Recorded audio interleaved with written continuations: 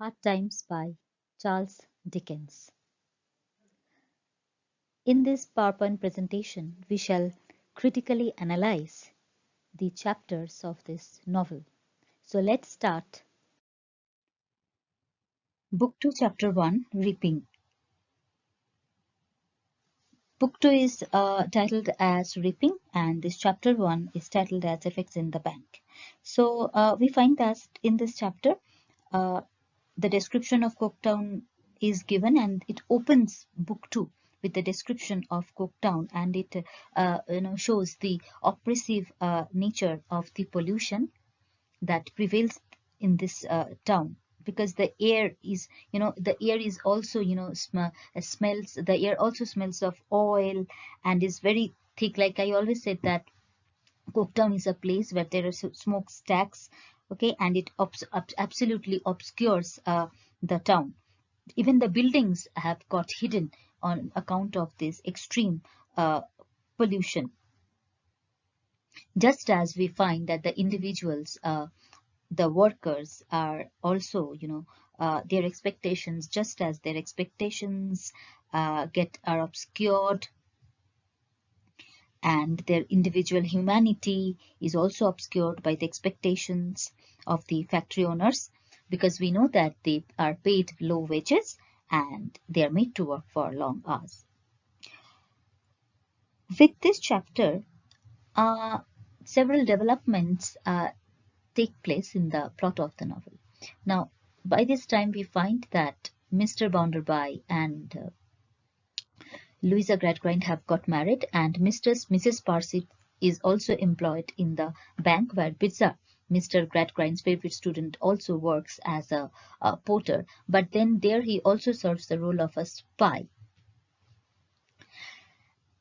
Not only that, we find that in this chapter, Bitzer's opinion about Tom is also revealed, because according to Bitzer, Tom is a good-for-nothing fellow. And as far as Dickens' representation is concerned, he has depicted Bitzer as a very careful man, very prudent, very sincere with his work, and because he is a self-centered man, while Tom is seen gradually, giving himself to bad habits, and then which again reflects on Mr. Gradgrind's failure uh, in upbringing his children properly with the help of his factual education. James Harthouse is also introduced as a stranger.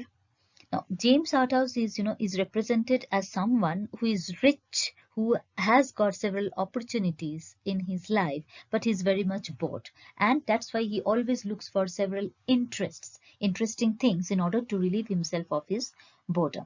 He represents the privileged class, but he appears to be purposeless in life. He doesn't seem to have any purpose in his life. And as I said, he represents a metropolitan upper class. And that is why he is identified with parasites. What is a parasite? Someone who feeds on others. So he is just like that.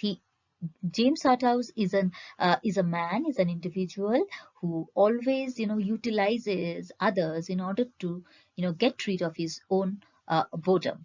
And from the very beginning, we find his interest in Bounderby's wife when he comes to know that Mr. Bounderby has got married and he has got a young wife. So even though he has not seen Louisa, but his interest in her is very much revealed in this chapter.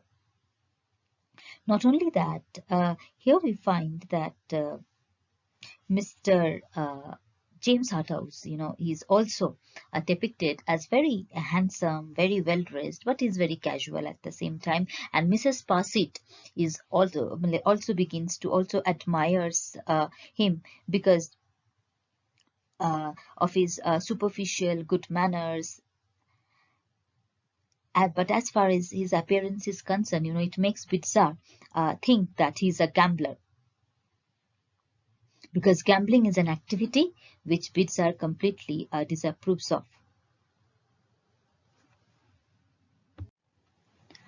In this chapter, we also come to know that now Mr. Gradgrind is a member of Parliament in London, and James Harthouse, comes to the bank with a letter that is actually given to him by Mr. Gradgrind. This chapter also throws light on Mrs. Parseet and Birsa's opinion regarding the working class, because they also believe they also have the opinion that the poor people are responsible for their own misery, and they keep on thinking that why they are unable to make more of themselves, because according to both Mrs. Parseet and Birsa, they are actually idle, and that is why they are unable to make more of themselves.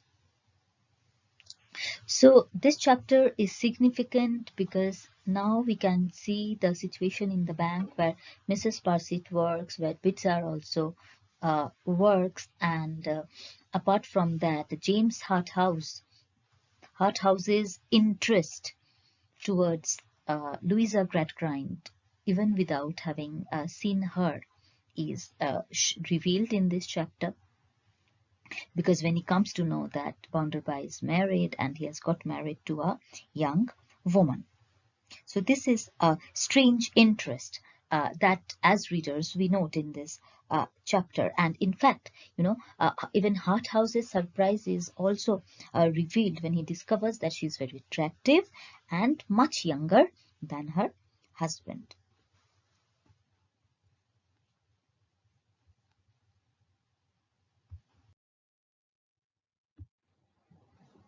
Chapter 2 is titled as Mr. James Harthouse because it entirely focuses on James, on this character, James Harthouse.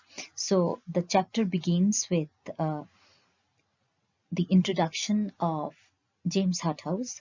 Mr. Bounderby goes to meet him in his hotel after he receives that letter from Mr. Gradgrind.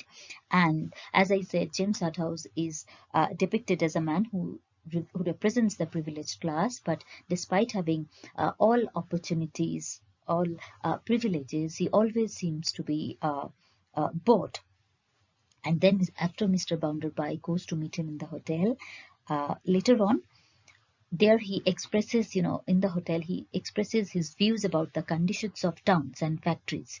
And this comment or this statement made by Bounderby is significant, where he says, "The smoke is meat and drink to us," which metaphorically signifies the profit that he earns, which helps him to buy meat and drink. So what he actually means to say that the smoke is meat and drink to us. And this statement made by Mr. Bounderby actually, underlines that he is only concerned about his own profit, about his own benefit. And he says that the goods that are produced in the factories enable Mr. Bounderby to buy meat and drink and to live a luxurious life. But at the same time, Bounderby, his indifference towards the working conditions which prevail in his factory is sin. Why? Because according to Mr. Bounderby, the workers are lazy, although they look for a luxurious life. But they are lazy, and that's why they are unable to make more of themselves. So according to Mr. Bounderby, the workers are not at all hard working. And why is he so indifferent towards the working conditions? Because he knows that if he becomes aware, if he thinks of improving the conditions in the factory, it means he has to spend money. And we know that Mr. Bounderby is always concerned about his own profit as a factory owner. So then James Harthouse, after he meets Harthouse, he is taken to Bounderby's house by him in order to meet Louisa. And there, at the very moment he reaches there, Harthouse is able to see the tension that exists in their marriage, and he notices that Tom is the only person she cares for, because it is only after the arrival of Tom that Louisa smiles, and that he realizes that Tom seems to be the only person for whom she cares much. And here we also find that since Harthouse has already developed an interest in Louisa, he tries to develop a friendship with Tom. Because now when he knows that Tom is the soft corner of Louisa. So he can utilize Tom in order to, fetch information regarding Louisa, and at the same time, he can also use Tom as a vehicle to come close to Louisa. So we find that Harthouse is portrayed as a man, as I said, who is rich, who is privileged, but still he is always bored and is always on the lookout for something new and different in order to relieve himself of his freedom. Sorry, in order to relieve himself of his boredom. So although he is rich, Harthouse is rich, but the thing is, like his wealthy status has actually has actually, deprived him of the ability to enjoy activities on their own. And that is why he's always on the lookout for something new and different to get rid of his boredom. And now for him, Louisa Gradgrind seems to be, or let's say is going to be that new and that something new and different, which he would be, using or utilizing in order to relieve himself of his boredom. And this chapter is also significant because we find that Bounderby continues to look upon his workers as lazy and or as lazy people who demand luxuries.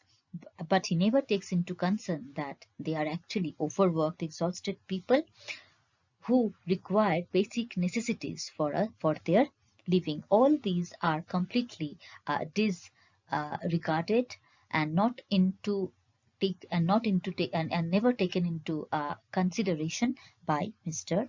Bounderby. Chapter 3 is titled as the whelp because this word is used in order to describe Tom as a dissipate, irresponsible man. Because in this chapter we shall see that when Tom goes with James Harthouse in his hotel, he drinks much, he smokes cigars, and there, in his drunken state, he reveals all the family secrets to a stranger like James Harthouse. He tells him that he not only expresses his own his own contempt for Mr. Bounderby, that how much it dislikes him, but at the same time he tells him that Louisa married Bounderby as a duty to her father. She has no affection, no love for Mr.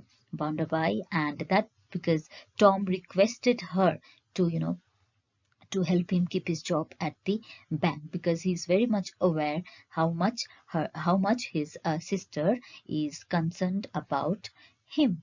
So when Tom drinks and reveals all the secrets to a stranger like James Harthouse, who he doesn't even know properly, okay, it portrays him as an irresponsible young man because he keeps on revealing everything related to his family, not knowing the not being conscious or aware of the consequences.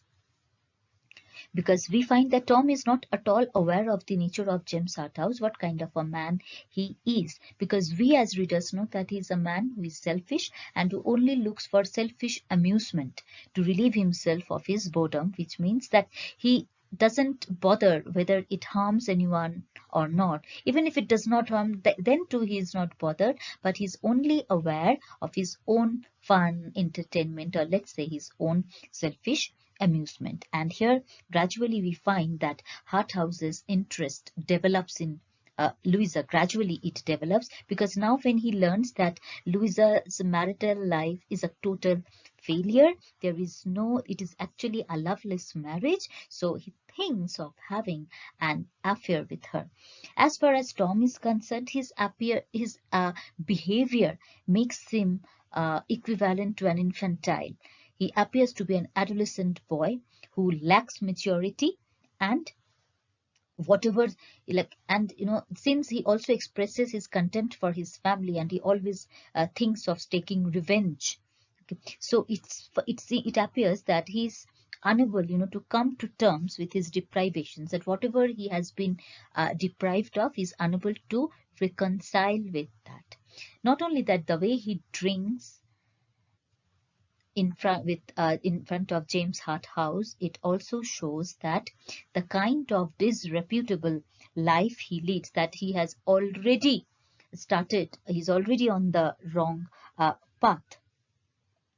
Not only that, it also expresses the hazards of drinking too much, that when someone drinks too much, what happens? Because while talking to a nearly totally stranger, he's a stranger to him. Despite this fact that he's a total stranger, James Harthouse, Tom discloses everything to him. And at the same time, he also expresses his contempt for his family, how much he and his sister were bored of their education, their fact-based education, and that their childhood also lacked amusement, and to how much Tom finds it unfair. So all these are revealed to James Harthouse by Tom. And Tom also seems to be, as I said, and then he appears to be an adolescent because he seems to be stuck in that particular state. And it is, as readers, like we understand that what would happen or what kind of situations would turn up now when Harthouse has come to know about the family secret, about the truth, when he's aware of the truth regarding Louisa and Bounderby's marriage. So now what Tom has actually done, Tom has provided him with information that he can use to get or to win Louisa's confidence, to win her attention, and an activity. So now he has found an activity to relieve himself of his boredom and to amuse himself.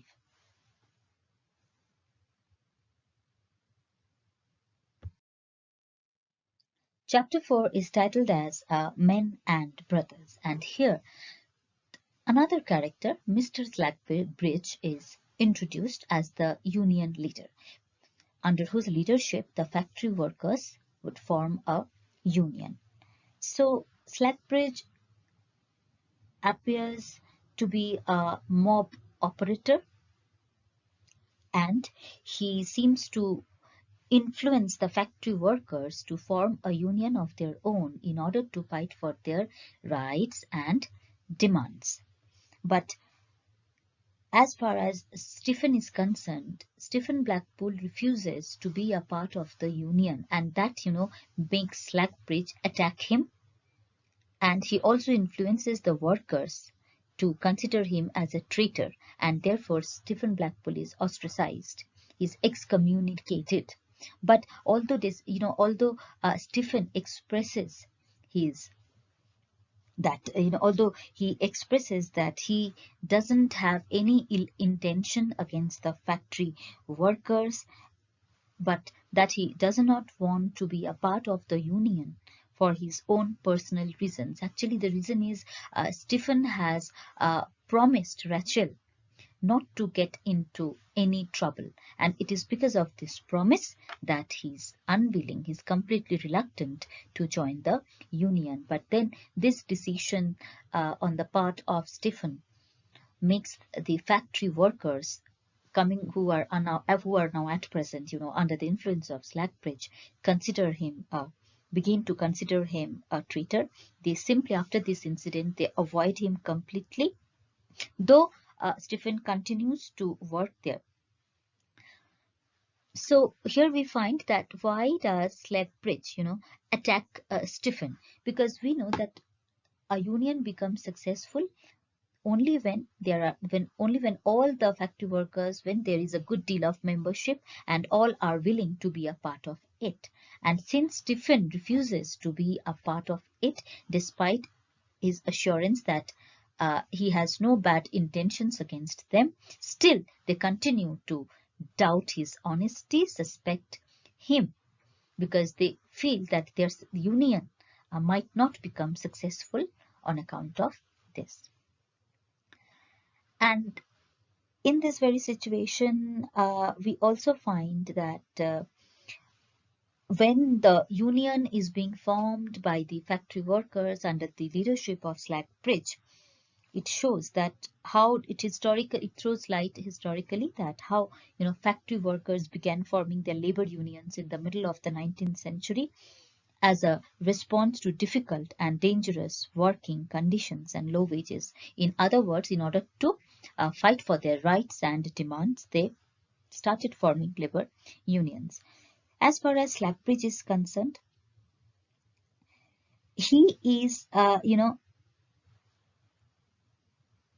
a mob operator because he is able, we find that he is able to, instigate the factory workers to form their union. As far as Dickens is concerned, Dickens, since the very beginning of the novel, whenever the factory workers are discussed, we find that Dickens has been sympathizing with them. So Dickens' his sympathy lies with the factory workers, but as far as trade unions are concerned, he seems to have little interest in it. So another thing that is emphasized in this chapter, that we find that Stephen Blackpool is a very strong character because Slackbridge, along with the other factory workers, failed to convince him to be a part of the union. And why does he refuse to be a part of the union? Because it is Stephen's personal belief that it is useless. Because formation of a union is useless and it wouldn't serve no purpose to the factory workers. It is Stephen's personal belief, and it shows the strength of his character because the factory workers are unable to shake him from his belief. And not only that, after he gets ostracized by the factory workers, they avoid him completely, though he continues his work at the factory, but it heightens his isolation because now his communication with Rachel is a big question because their association may cause trouble for her. So that is why even their communication has become a big question for Stephen. So Stephen's isolation is heightened, for his attachment with Rachel is in question as well. So the two factors which are responsible for Stephen's heightened isolation, loneliness is one factor is that he has been ostracized by the factory workers, and on the other hand, his attachment with Rachel is now a big question because Stephen's affection for Rachel is true, and he would never want Rachel to come into any trouble, to encounter any trouble in her life. And that is why it results in his heightened isolation.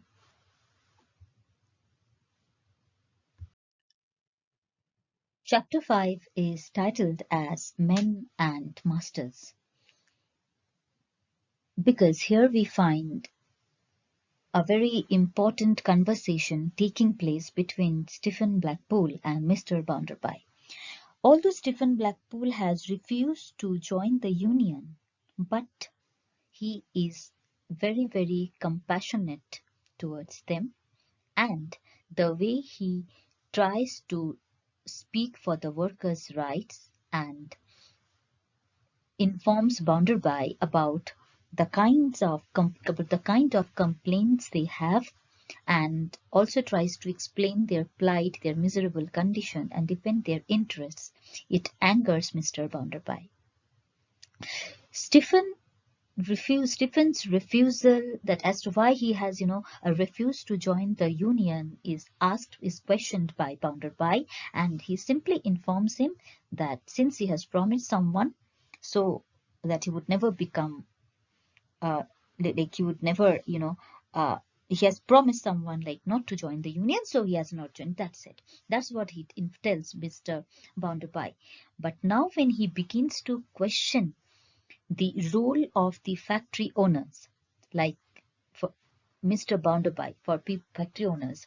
Okay, it angers Mr. Bounderby because according to Blackpool, if someone is sensitive and if someone is a good factory owner, a strong hand, so to say, then he would never consider the factory workers as machines. He would never treat them like machines, having no feelings, having no hopes, having no soul, by depriving, and would never deprive them of their individuality. And when he utters these words, it immediately angers Mr. Bounderby, and he accuses him of being a troublemaker, and because and immediately, he fires him.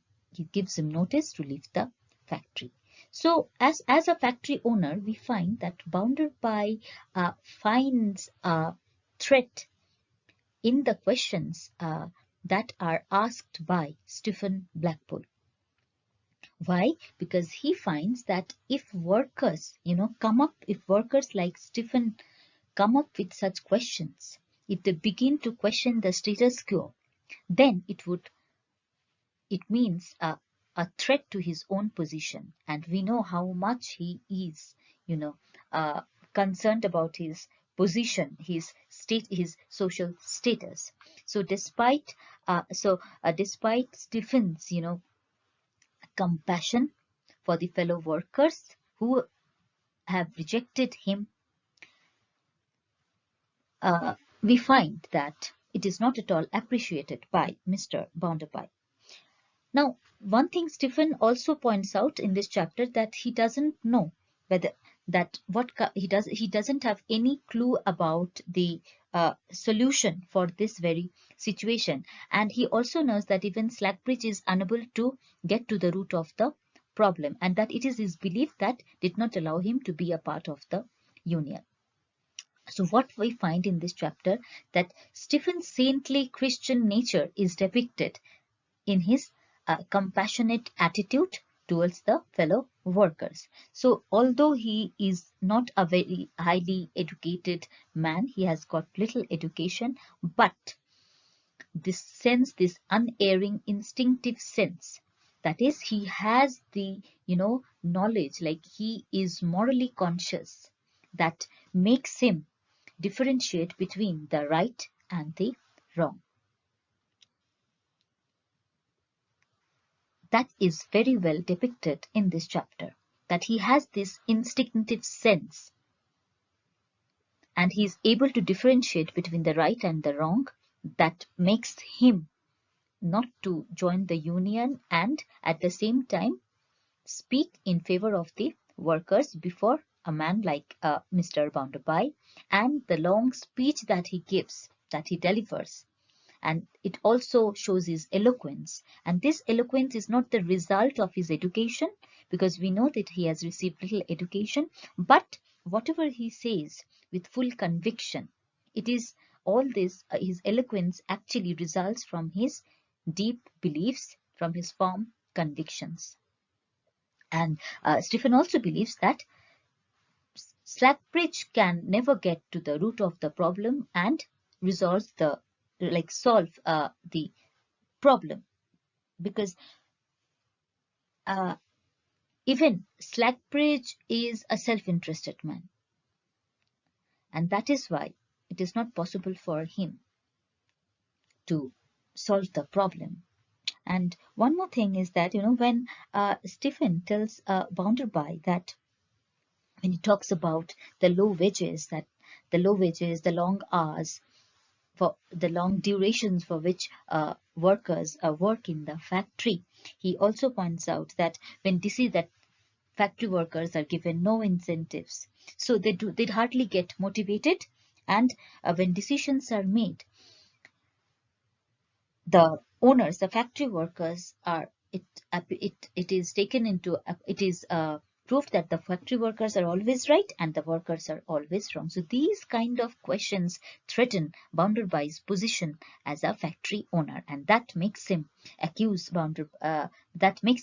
Stephen as a troublemaker, and therefore he fires him immediately. So now we find that Stephen also loses his job in Bounderby's factory.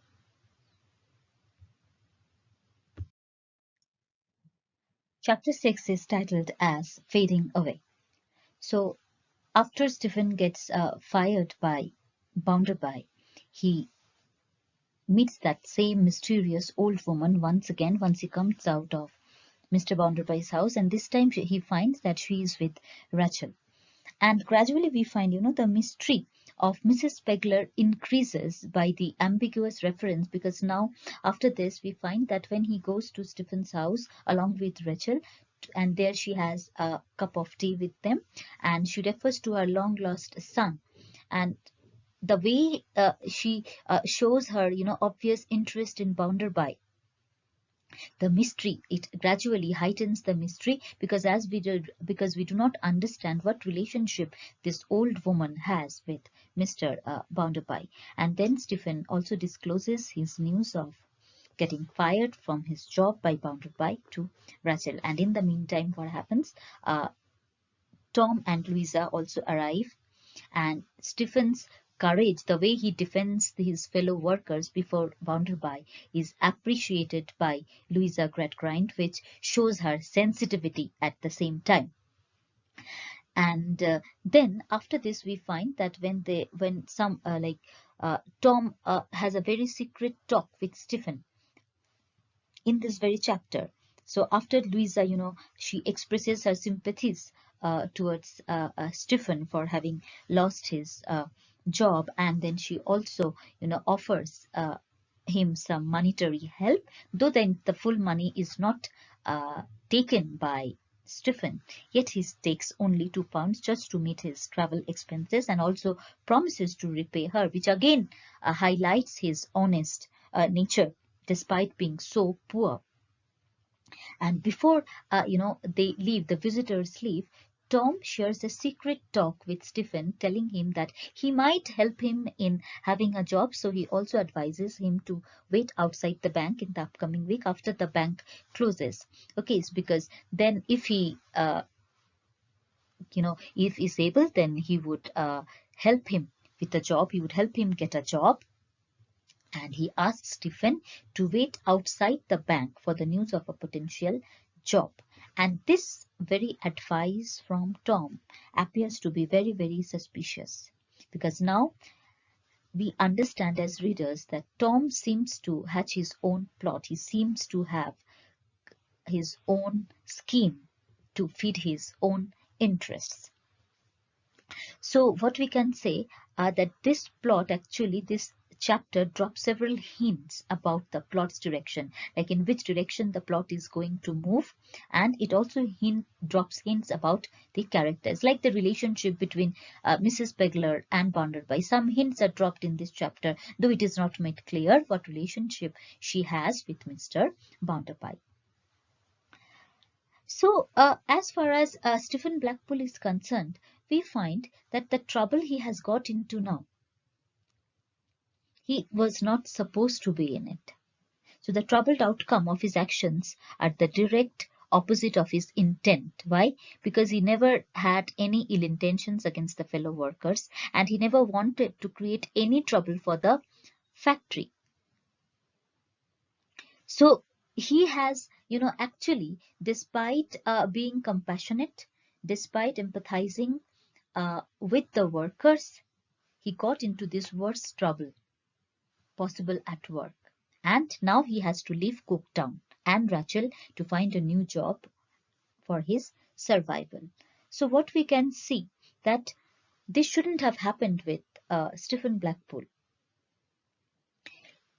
Because if he had simply agreed to join the union, then he might have avoided this trouble, because then he would also become a part of those union people, those workers who joined the union, and would have simply,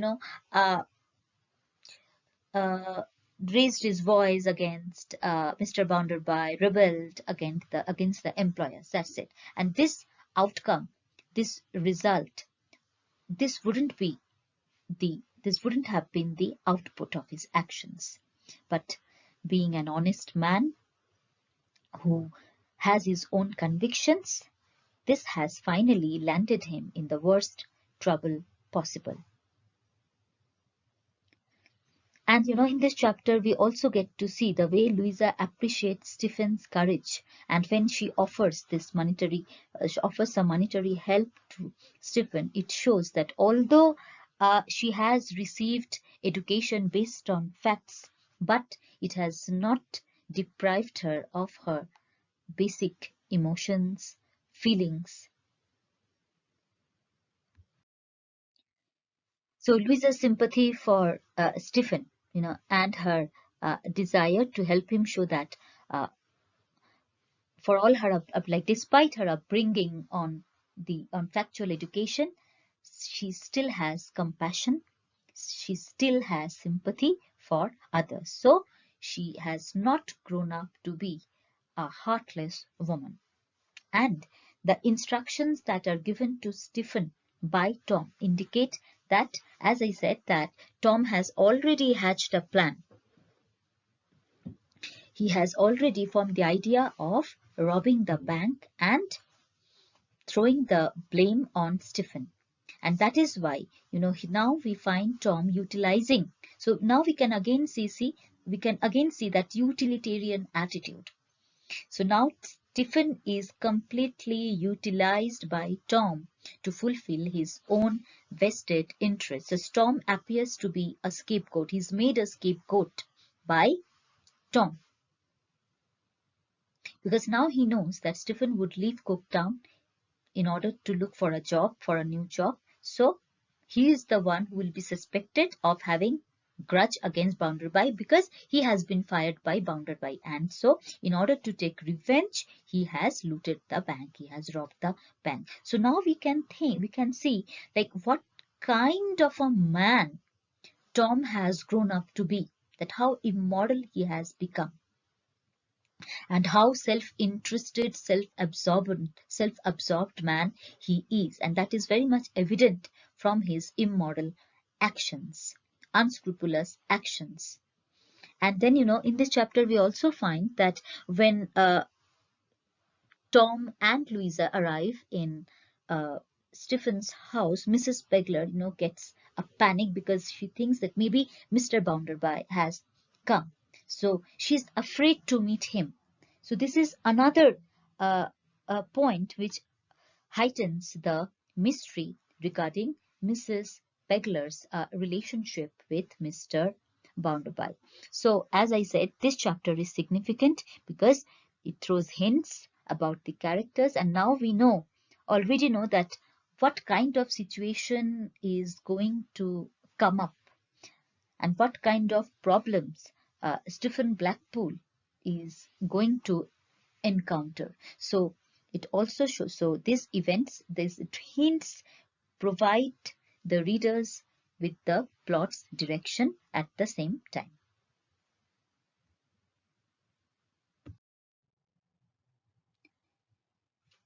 Chapter 7 is titled as Gunpowder. In this chapter, we find that Mr. Harthouse's intimacy with Louisa gradually grows, and he is seen spending much time with Louisa in the absence of Mr. Bounderby, because Mr. Bounderby has gone to buy a country estate, and now he pays frequent visits to Mr. Bounderby's place. And in order to gain Louisa's trust, confidence, her affection, he expresses his concern for Tom as well and informs her about Tom's increasing debts. So, but although he tries hard, to win over her affection, but Louisa's indifference is seen towards him. And then what he does, he expresses, as I said, he expresses his concern for Tom, and he is informed by Louisa that she has already helped him enough. Not only that, she had sold jewelry given to her by her husband in order to help him with money, but this time it is not possible for her to help him. And In order to win Louisa's trust, Harthouse assures her that he would try his level best to advise Tom. He would try his level best to help. He would also not only help him offer, but he would not only offer him help, sorry, but he would also advise him to mend his ways. And that's what he does. He advises Tom. He goes to he talks to Tom, and he comes to know that he has, incurred debts, gambling debts around 150 pounds. And Tom also appears to be very angry with Louisa because because in order to help him with money, now she has to ask Bounderby for the money which she's not going to do, and it has angered Tom much, and and his ingratitude is immediately noticed by Harthouse, and it offends him at the same time because he knows that his sister has already done enough for him. So we saw that Tom has, already hatched a plot for robbing the bank, and he very carefully he has, framed Stephen to make him responsible for the entire thing, for the entire crime. So still in this chapter, Tom's predicament, his situation is seen reaching a crisis because now he has incurred gambling debts. Not only that, he has also involved himself in a crime, and so there is an element of mystery as to what we do not understand as to what he's actually going to do. And in this chapter, when suddenly once the word banker is mentioned by Mr. Harthouse, immediately his face turns pale, which is a clue that the skillful reader may be able to interpret, because as readers we know, we are aware of Tom's plan of robbing the bank. So at the same time we also understand that why the word banker turns him pale instantly. It is his fear of getting caught. And here he's also advised by Harthouse to be affectionate towards his sister, and at night during dinner time, that is evident in his behavior, and that makes Louisa smile on Harthouse. So we find that gradually Louisa is getting entangled in an extramarital relationship, not in that way, though it is not depicted in the novel in that way.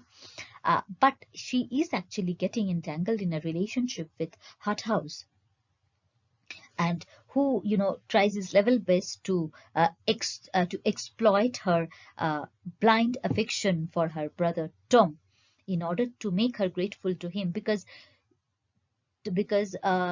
Louisa's Louisa's affection, care for her brother is so blind that whatever Harthouse does for her brother, it immediately makes her grateful to him, and this gradually, deepens the intimacy between them.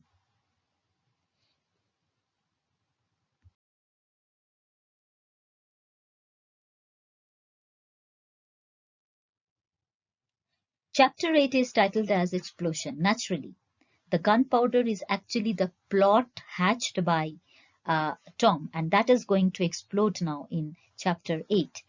The robbery takes place at Mr. Bounderby's bank. Now, in the previous chapter, we saw that now Harthouse found that Louisa, apart from smiling on her brother, also he has also become someone upon whom she smiles, and it is this selfish satisfaction that he receives, though he does not have any deliberate intention to cause any harm to Louisa. But as we know, as I have already said, that he is a man who always looks for his own amusement. So this amuses him, and this gives him much satisfaction, because now he knows that Tom is not the only one upon whom she smiles. So now, while he was pondering all this on the road, he meets Mr. Bounderby, where he's informed by him about the robbery at his bank, that around 150 pounds has been robbed. But Mr. Bounderby, he's not much bothered about the sum of money. Rather, he seems to be more concerned about the way the bank is robbed. It is with the help of a false key that the bank is robbed. While Bizarre fell asleep, it was at that time when the bank was robbed. And immediately we find Bounderby suspecting none but Stephen Blackpool, because according to him, Stephen has a strong motive to commit this crime.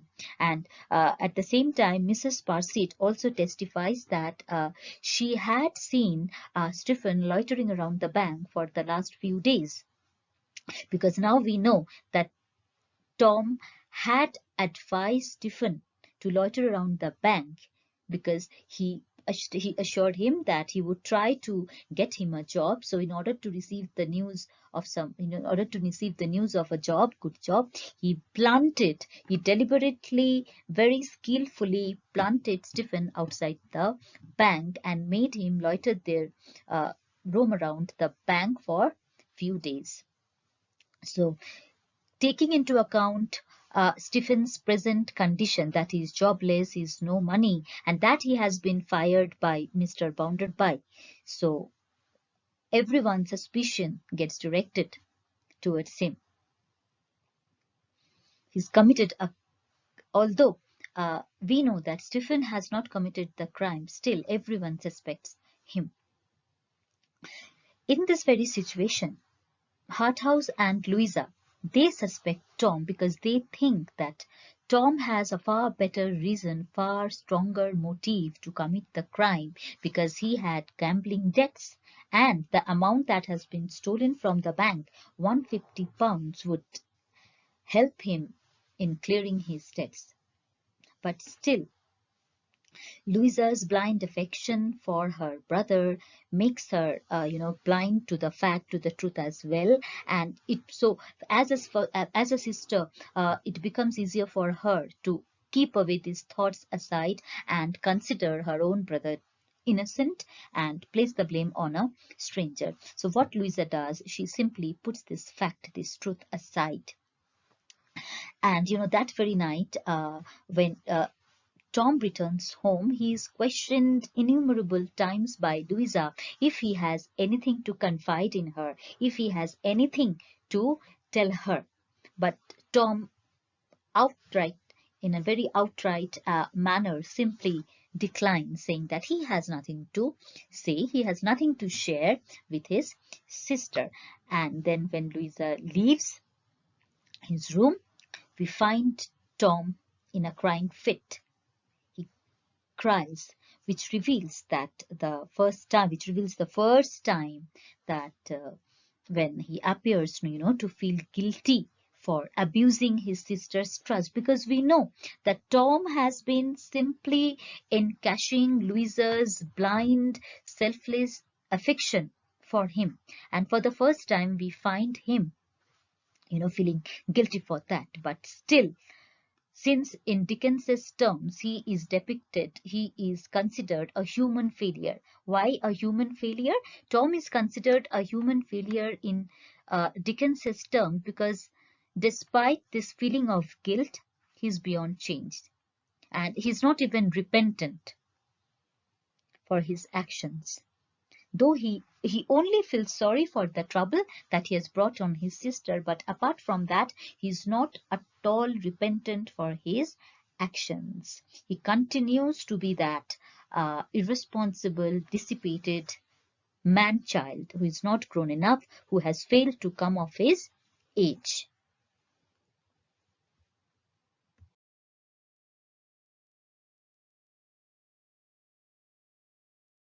So we find again in chapter 8, so to conclude, let's discuss that the gunpowder that has now exploded is Tom's plan to steal from Bounderby's bank and to place the entire blame on Stephen's shoulder. So that was the gunpowder, and that gunpowder is nothing but Tom's plan, and that gunpowder exploded in this chapter 8, and that is why it is titled as Explosion. if we try to look at the character, if we try to judge the character of Harthouse, we shall see that according to the narrator, as I already mentioned, that Harthouse, is actually a man who doesn't have any deliberate, purposeful intention to harm Louisa. Okay, he's not wicked. We cannot call him a wicked character, because he doesn't have, any premeditated wicked plan or wicked purpose to harm Louisa or to ruin her social reputation. But the only thing is that he is a man who is only concerned about his selfish amusement. Now, despite knowing that Louisa is a married woman, and his growing connection, his growing intimacy with her might damage her social reputation as a woman. But that is not his intention. Whatever he is doing, whatever actions he is performing, they are not, actually governed by his by any premeditated or pre-thought plan. But he's simply doing it. And when he's trying to seduce Louisa, he's not doing it deliberately, He's simply doing it for his own amusement, because Louisa for him is now a subject, or let's say is Louisa for Mr. James Harthouse is that new different interest that helps him, that is actually helping him to get rid of his bored life.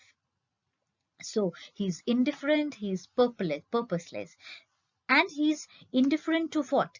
He's indifferent to Louisa's social reputation. So we can say that on one hand, Harthouse is indifferent towards Louisa's social reputation. He doesn't have any deliberate ill intention to harm her. And whatever he's doing it just for the sake of his own amusement. And he's not even bothered. See, even if it does not damage Louisa's social reputation, it doesn't bother him. And even if it damages, that too does not bother him. So we can say that Harthouse is someone who is not at all bothered about the consequences of his actions. And then if we look at Stephen's condition at present, he is in a miserable condition. He is now in a state where he is jobless, having no money.